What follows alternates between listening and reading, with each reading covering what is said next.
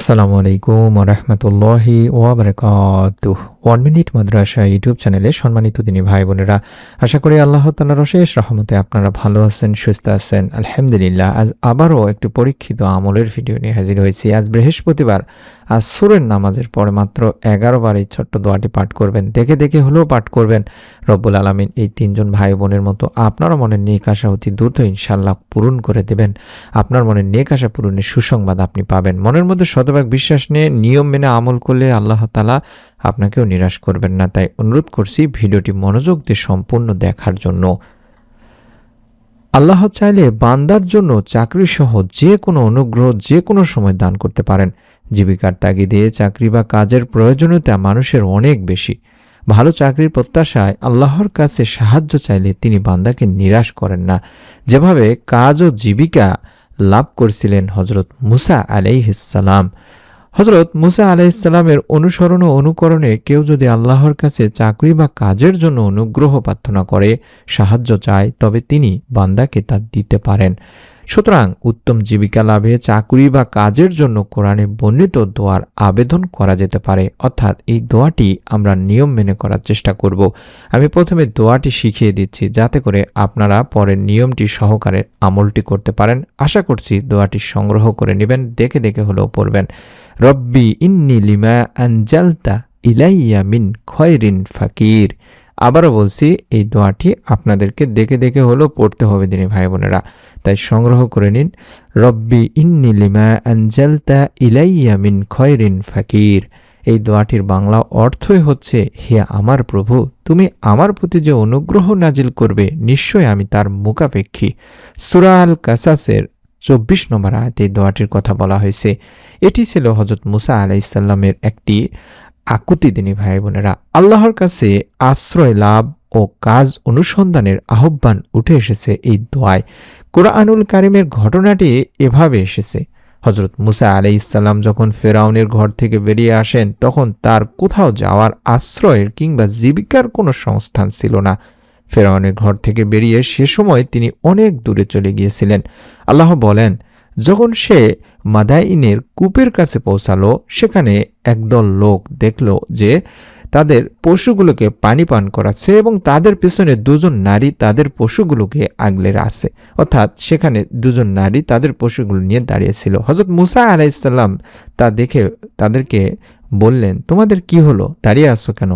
সেই নারীগুলো তখন বলল, রাখালারা এদের পশুগুলোকে নিয়ে সরে না গেলে আমরা আমাদের পশুগুলোকে পানি পান করাতে পারি না। আর আমাদের বাবাও অতি বয়স্ক মানুষ যে তিনি আসে পানি পান করাবেন। এটি সূরা আল কাসাসের 23 নম্বর আয়াতে পাওয়া যায়। এবং পরের আয়াতে মুসা আলাইহিস সালামের কাছে আল্লাহর মুখাপেক্ষী হওয়ার আবেদন এসেছে। আল্লাহ তাআলা মুসা আলাইহিস সালামকে বা মুসা আলাইহিস সালামের যে আহ্বান তথা দোয়া এভাবে তুলে ধরেন। মুসা আলাইহিস সালাম যখন এদের অর্থাৎ দুই নারীর পশুগুলোকে পানি পান করালো, তারপর সে স্থান নিচে আশ্রয় গ্রহণ করলেন এবং এই দোয়াটি পাঠ করলেন। অর্থাৎ আল্লাহ তাআলার কাছে বললেন যে, হে আমার প্রভু, তুমি আমার জন্য যে অনুগ্রহ নাজিল করবে, নিশ্চয়ই অবশ্যই আমি তার মুখাপেক্ষী। অর্থাৎ আমার জীবিকা নির্বাহের জন্য কাজ বা চাকরি দরকার। তুমি আমার জন্য যে কাজ বা জীবিকার ব্যবস্থা করবে, আমি তোমার ব্যবস্থা করা সে কাজের বা জীবিকারই মুখাপেক্ষী। পরের আয়াতে মুসা আলাইহিস সালামের প্রতি অনুগ্রহ নাজিলের সুসংবাদ চলে এসেছে। আল্লাহ তাআলা তা উল্লেখ করেন এভাবে, তখন ওই দুই নারীর একজন জড়সড় পায়ে তাদের কাছে বা তার কাছে এসে বলল, আপনি যে আমাদের পশুগুলোকে পানি পান করিয়েছেন, তার পারিশ্রমিক দেওয়ার জন্য আমার বাবা আপনাকে ডাকছেন। তারপর মুসা আলাইহিস সালাম তার কাছে এসে সব ঘটনা বর্ণনা করলেন। সে বলল, ভয় করো না, তুমি জালিম সম্প্রদায়ের কবল থেকে বেঁচে গেছো। এদের দুই নারীর একজন বলল যে, আব্বাজান, আপনি একে মজুর হিসেবে নিযুক্ত করুন, কারণ আপনার মজুর হিসেবে নিশ্চয়ই সে মুসা উত্তম হবে, সে শক্তিশালী ও বিশ্বস্ত।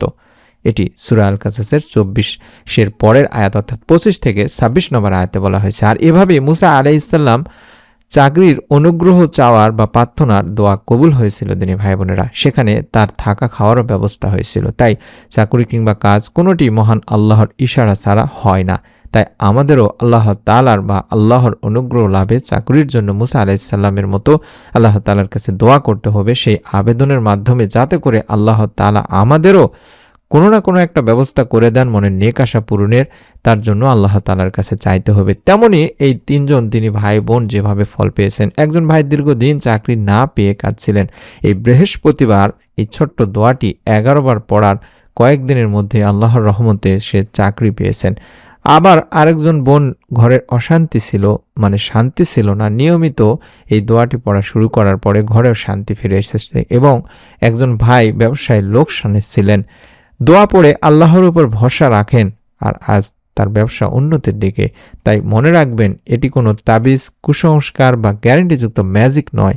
দোয়া কবুল করা শুধু আল্লাহর ইচ্ছা। তবে যে আন্তরিকভাবে আল্লাহ তাআলার কাছে চায়, আল্লাহ কখনোই তাকে ফেরান না। তার দোয়া 3 পদ্ধতির মাধ্যমে একটি পদ্ধতিতে কবুল করে থাকেন, যেটা আমি প্রত্যেক ভিডিওতে বলার চেষ্টা করে থাকি। আপনি যে দোয়া করছেন আল্লাহ তাআলার কাছে, এই দোয়ার প্রতিদান আল্লাহ তাআলা 3 ভাবে দেন। প্রথমটি হলো সঙ্গে সঙ্গেই দিয়ে দেন। আপনি যে দোয়া করেছেন, যা চেয়েছেন, আল্লাহ তাআলা এর প্রতিদান তা আপনাকে সাথে সাথে দিয়ে দেবেন। 2 নম্বর হলো আপনি যে আল্লাহ তাআলার কাছে চাইছেন বা আপনি যে দোয়া করেছেন সেটার জন্য আল্লাহ তাআলা আরো উত্তম কিছু আপনাকে দেবেন জন্য আপনাকে আরো অপেক্ষা করান। অথবা সর্বশেষ যেটা করেন সেটা হলো আপনার দোয়ার ওসিলায় বা আপনার দোয়ার বরকতে আপনার উপরে আসা, আপনার পরিবারের উপরে আসা কোনো বিপদ আপদ থেকে আল্লাহ তাআলা আপনাকে রক্ষা করেন। তাই মন থেকে দোয়া করতে থাকুন। আপনি যদি জীবনে চিন্তায় থাকেন, সমস্যায় থাকেন কিংবা কষ্টে থাকেন, কখনোই আশা হারাবেন না। বৃহস্পতিবার আসরের পর নিয়ত করে 11 বার দোয়াটি পড়ুন, আল্লাহর সাথে সম্পর্ক শক্ত করুন। ইনশাআল্লাহ সুসংবাদ আসবেই যখন আল্লাহ ঠিক করে রেখেছেন। আমি সংক্ষেপে নিয়মটি বলছি। আপনারা প্রত্যেক বৃহস্পতিবার আসরের সালাত আদায় করার পরে অন্তত 11 বার দরুদ শরীফ পাঠ করে নেবেন। যে কোনো দরুদ পড়তে পারেন, চাইলে দরুদে ইব্রাহিম পড়তে পারেন অথবা আল্লাহুম্মা সাল্লি আলা মুহাম্মাদিন ওয়া আলা আলি মুহাম্মাদ, এতটুকুও পড়তে পারেন। আল্লাহুম্মা সাল্লি আলা মুহাম্মাদিন ওয়া আলা আলি মুহাম্মাদ, আল্লাহুম্মা সাল্লি আলা মুহাম্মাদিন ওয়া আলা আলি মুহাম্মাদ 11 বার পাঠ করবেন। তারপরে অন্তত 3 বার পাঠ করবেন রব্বি ইন্নী লিমা আনজালতা ইলাইয়া মিন খায়রিন ফাকির, রব্বি ইন্নী লিমা আনজালতা ইলাইয়া মিন খায়রিন ফাকির, রব্বি ইন্নী লিমা আনজালতা ইলাইয়া মিন খায়রিন ফাকির। তবে বেশি পড়লে আরো ভালো। পড়ার পরে আল্লাহ তাআলার কাছে দোকানে হাত তুলে আপনি আপনার মনের যত নেক চাওয়া পাওয়াগুলো, আপনার আশা আকাঙ্ক্ষা আল্লাহ তাআলার কাছে বলবেন। আশা করছি নিয়ত করে আমল করলে আল্লাহ তাআলা আপনাকে হতাশ করবেন না। প্রত্যেকে নিয়ত করে আমলটি করুন এবং অবশ্যই অবশ্যই নতুন এরকম আমলের ভিডিওগুলো আমরা যখনই দেব তখনই যেন দেখতে পান, পেয়ে যান। তার জন্য চ্যানেলটি সাবস্ক্রাইব করে বেল বাটনটি অন করে রাখতে ভুলবেন না। সকলে ভালো থাকুন, সুস্থ থাকুন। আমরাও দোয়া করি যারা আমলটি করবেন আল্লাহ তাআলা যেন এই আমলের ওসিলায় আপনাদের মনের নেক আশা পূরণের সুসংবাদ দান করেন। আমিন। আসসালামু আলাইকুম ওয়া রাহমাতুল্লাহি ওয়া বারাকাতুহু।